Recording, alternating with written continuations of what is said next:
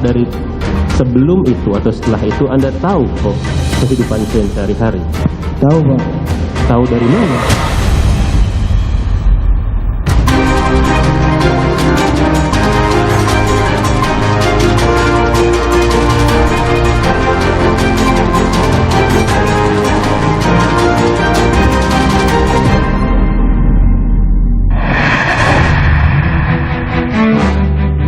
Sidang kasus penganiayaan David Ozora menghadirkan saksi dan ahli meringankan terdakwa Mario Dandi dan Shane Lucas. Pusat Polisi Militer TNI resmi menahan Kabasarnas dan anak buahnya atas kasus suap pengadaan alat-alat di Basarnas.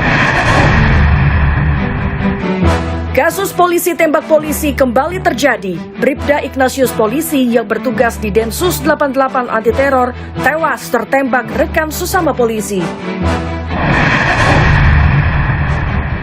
Halo saudara, bagaimana kabar Anda? Semoga Anda selalu sehat. Selama 30 menit ke depan, laporan khusus akan menghadirkan informasi penting dan menarik lainnya. Bersama saya, Gracia Adur, inilah laporan khusus selengkapnya.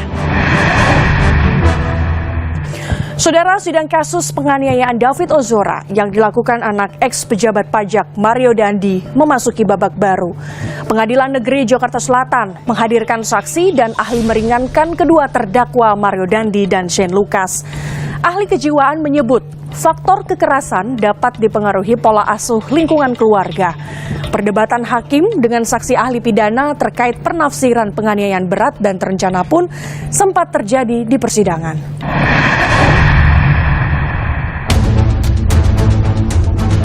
Pengadilan Negeri Jakarta Selatan menghadirkan ahli kejiwaan Natalia Raharjanti dan ahli pidana Jamin Ginting Selasa 1 Agustus 2023. Natalia menyebut faktor kekerasan dapat dipengaruhi pola asuh lingkungan keluarga.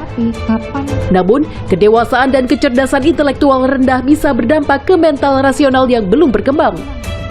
Kalau peran orang tua terlalu keras, dia akan jadi banyak ragu-ragu. Atau justru anaknya jadi rebel. Kalau terlalu keras, pilihannya juga dua gitu. Jadi waktu anak itu di bawah 12 tahun, dia pun masih belum bisa berpikir logis. Jadi konkret sekali, makanya persidangan untuk anak di bawah usia 12 tahun itu pun harus pakai teknik khusus gitu. Insula itu waktu temennya bilang apa, itu dia akan ikut, lebih mudah kebawa gitu. Itu terjadi pada anak-anak yang biasanya punya pola asuh atau tidak dekat dengan keluarga gitu yang mulia. Perdebatan antara hakim dengan saksi ahli pidana Jamin Ginting terkait penafsiran penganiayaan berat dan terancam pun sempat terjadi di persidangan. Saya untuk memastikan, jangan seolah-olah dalam arti kalau sudah pakai alat tidak termasuk itu dalam mempersiapkan melukai berat. Coba kalau Mike Tyson itu nggak perlu alat pun dia bisa melukai orang berat. Seperti begitu, gitu. Ya, ini ya. Iya kan? Ya, tadi saya sudah sampaikan tadi. Ya itu makanya jangan difokuskan ke gitu. Mempersiapkan alat. Tadi itu bagaimana dia kalau memang melukai berat itu tergantung kepada caranya. Atau gini aja, menurut ahli kesimpulannya, kalau orang yang sudah tidak berdaya, namun masih tetap dilakukan pemukulan, itu termasuk melukai berat atau tidak itu dulu, menurut ahli. Saya nggak bisa menilai tentang dia tidak berdaya atau seperti apa ini.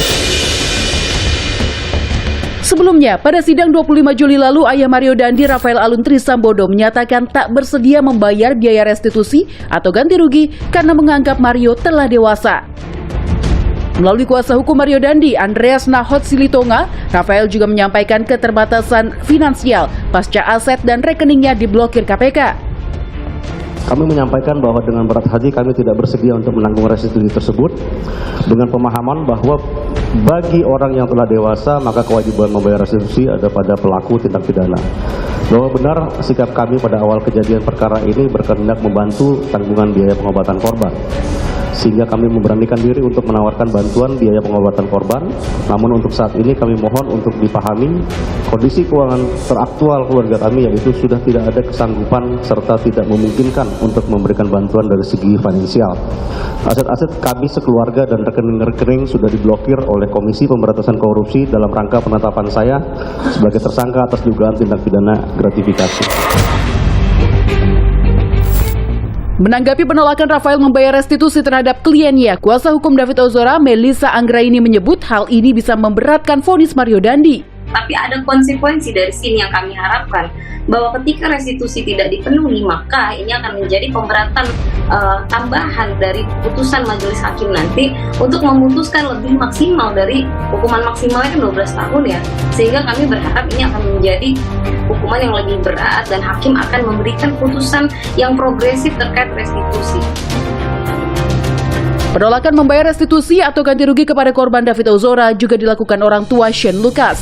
Ayah Shane Lucas yang hadir pada sidang pemeriksaan saksi menyatakan ketidakmampuan ekonomi jadi faktor utama. Keberadaan saya pun tidak akan, itu saya keberatan karena tidak kemampuan ekonomi.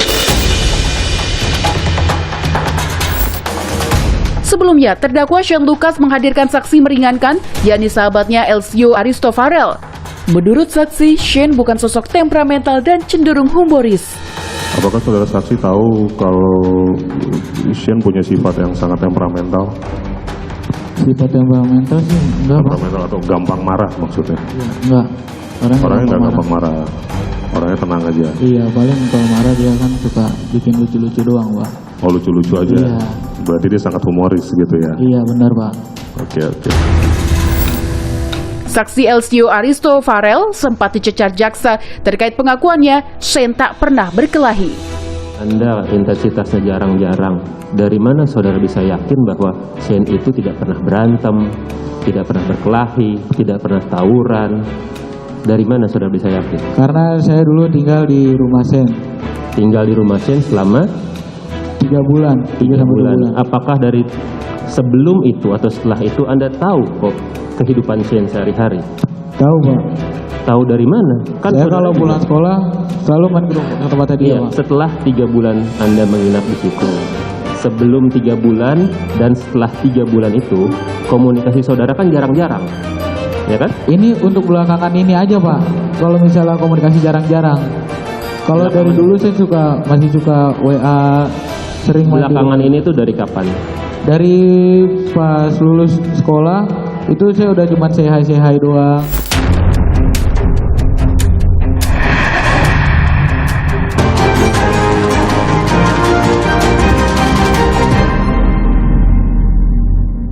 Saudara, Pusat Polisi Militer TNI resmi menahan Kabasarnas dan anak buahnya atas kasus suap pengadaan alat-alat di Basarnas.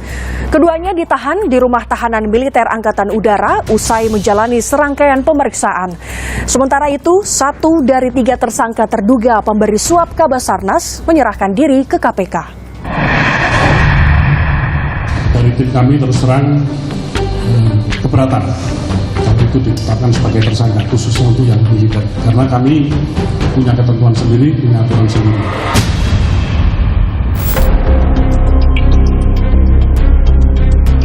Pusat Polisi Militer TNI secara resmi menahan Kabasarnas Marskal Madya Henry Alfiandi dan anak buahnya Letkol Afri Budi Cahyanto atas kasus suap pengadaan alat-alat di Basarnas.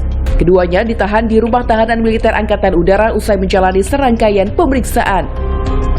Penyidik Puspom TNI meningkatkan tahap penyelidikan kasus ini ke tingkat penyidikan dan menetapkan kedua personel TNI aktif atas nama HA dan ABC sebagai tersangka. Terhadap keduanya malam ini juga kita lakukan penahanan dan akan kita tempatkan di instalasi tahanan militer milik Pusat Polisi Militer Angkatan Udara di Halim.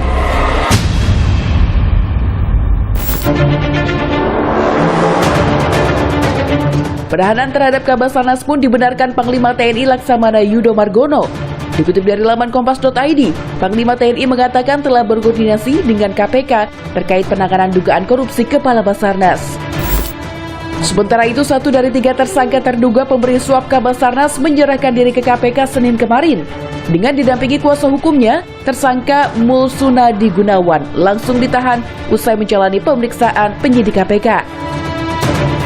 Pada hari ini MG sudah kita tetapkan sebagai tersangka minggu lalu dan pada hari ini akan dilakukan penahanan untuk 20 hari ke depan terhitung mulai hari ini tanggal 31 Juli sampai dengan tanggal 19 Agustus 2023 di rutan KPK pada Gedung Merah Putih. Sebelumnya, operasi tangkap tangan KPK terkait dugaan korupsi di Basarnas menuai polemik. Pusat Polisi Militer Puspom TNI sempat kecewa terhadap penetapan Kabasarnas dan anak buahnya sebagai tersangka. TNI berpendapat, berdasar Undang-Undang Nomor 31 Tahun 1997 tentang Peradilan Militer, bahwa pihak yang berwenang mengusut kasus hukum prajurit aktif hanyalah auditor militer meski tindak pidana dilakukan di ranah sipil. Dan Puspom TNI Marsda Agung Handoko dan sejumlah pejabat militer akhirnya temui pimpinan KPK. Usai pertemuan, Wakil Ketua KPK Johannes Tanak mengaku khilaf atas penanganan dugaan kasus korupsi Kabasarnas dan anak buahnya. Di sini ada kekeliruan kehilafan dari tim kami yang melakukan penangkapan. Oleh karena itu kami dalam rapat tadi sudah menyampaikan pada teman-teman TNI, kiranya dapat disampaikan kepada Panglima TNI dan jajaran TNI atas kehilafan ini kami mohon dapat dimaafkan. Buntut dari kekhilafan ini, Direktur Penyidikan sekaligus Pelaksana Tugas Deputi Penindakan dan Eksekusi KPK, Asep Guntur Rahayu, dikabarkan mundur. Namun, sehari pasca pernyataan khilaf dari Johannes Tanak, Ketua KPK Firly Bahuri mengatakan penanganan kasus korupsi di Basarnas sudah sesuai prosedur. Seluruh proses penyelidikan, penyidikan, dan penuntutan perkara menjadi tanggung jawab penuh pimpinan KPK. Lebih lanjut, Firly mengatakan KPK sudah melibatkan POM TNI sejak awal, mulai dari mengikuti gelar perkara hingga penetapan status hukum 2 oknum perwira TNI yang diduga terlibat korupsi. Kasus dugaan korupsi di Basarnas berawal usai KPK menerima informasi adanya pihak swasta yang hendak menyerahkan uang senilai hampir 1 miliar rupiah terkait kong kali kong pemenangan tender proyek di Basarnas. Transaksi tersebut diduga terjadi di parkiran bank di area Markas Besar TNI Cilangkap, Jakarta Timur. Kemudian, tim KPK lakukan penguntitan hingga akhirnya terjadi operasi tangkap tangan. 11 orang terjaring OTT, 5 orang telah ditetapkan sebagai tersangka termasuk Kabasarnas 2021-2023, Marsdia Henry Alfiandi dan anak buahnya Letkol Arif Budi. Keduanya diduga menerima suap senilai 88,3 miliar rupiah terkait proyek pengadaan barang dan jasa di Basarnas periode tahun 2021 hingga 2023.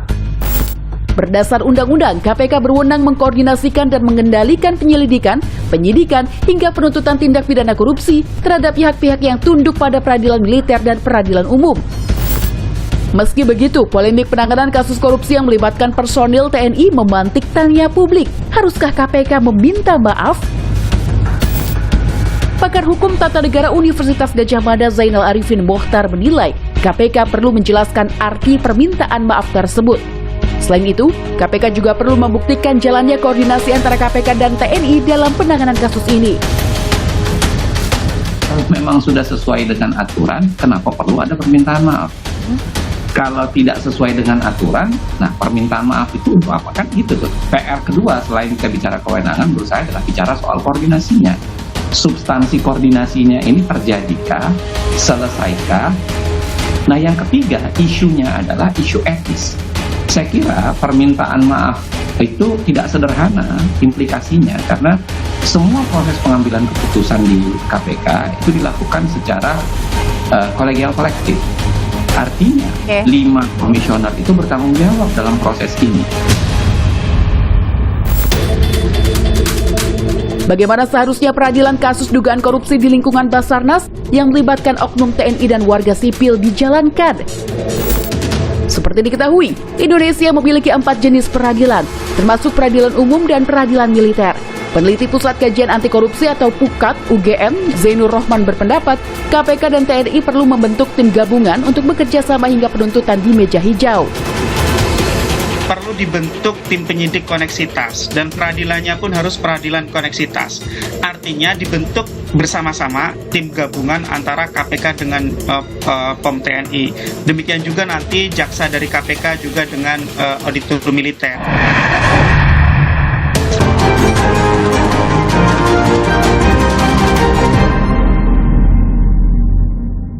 Saudara, kasus polisi tembak polisi kembali terjadi. Bribda Ignatius Dwi Frisco Sirage, polisi yang bertugas di Densus 88 anti teror, tewas tertembak rekan sesama polisi.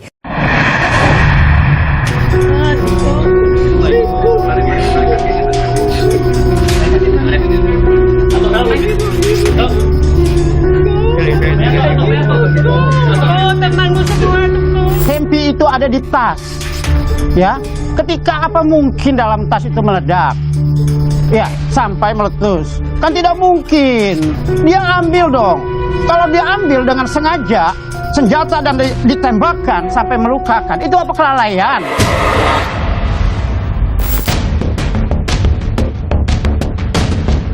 Kasus polisi tembak polisi kembali terjadi. Bribda Ignatius Dwi Frisco Sirage, polisi yang bertugas di Densus 88 anti teror, tewas tertembak rekan sesama polisi di Rusun Polri Cikeas, Gunung Putri, Jawa Barat 23 Juli lalu.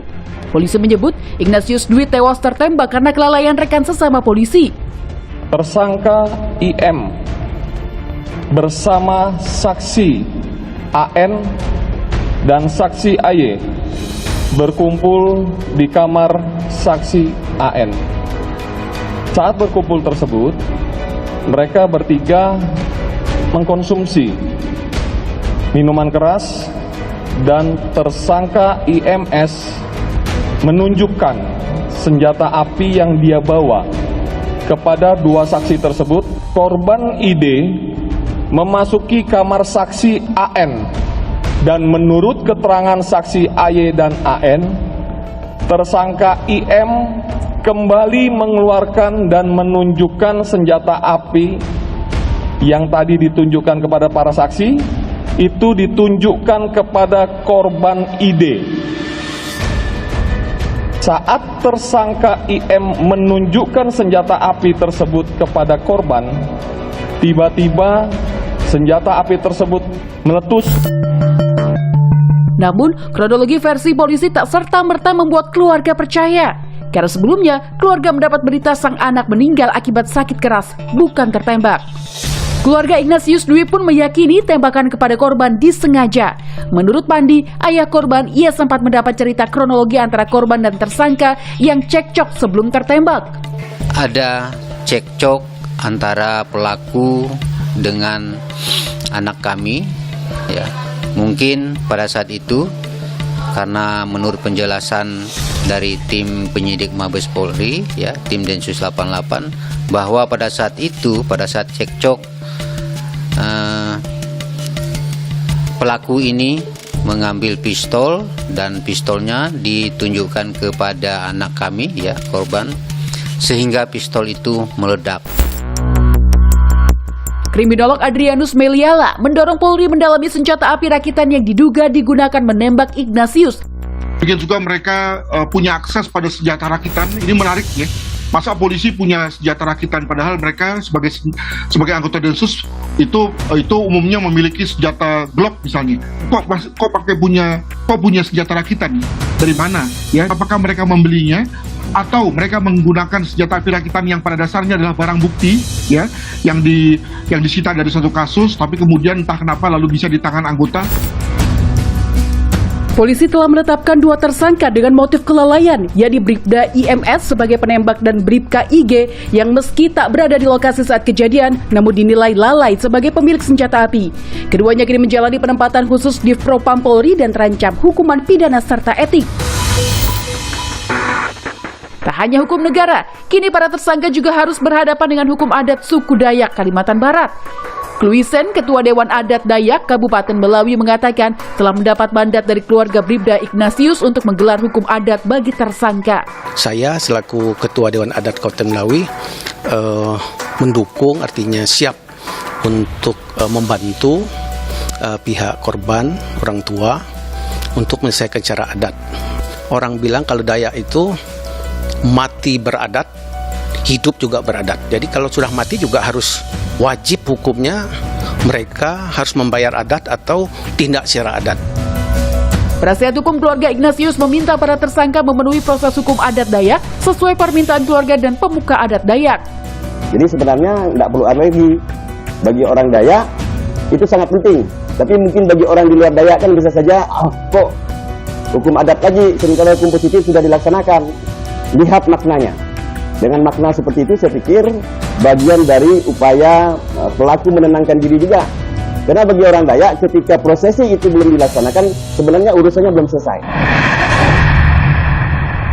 Informasi tadi sekaligus menutup perjumpaan kita. Tetap pantau terus informasi pemilu 2024 hanya di Kompas TV, independen terpercaya. Saya Gracia Adur, pamit undur diri. Sampai jumpa.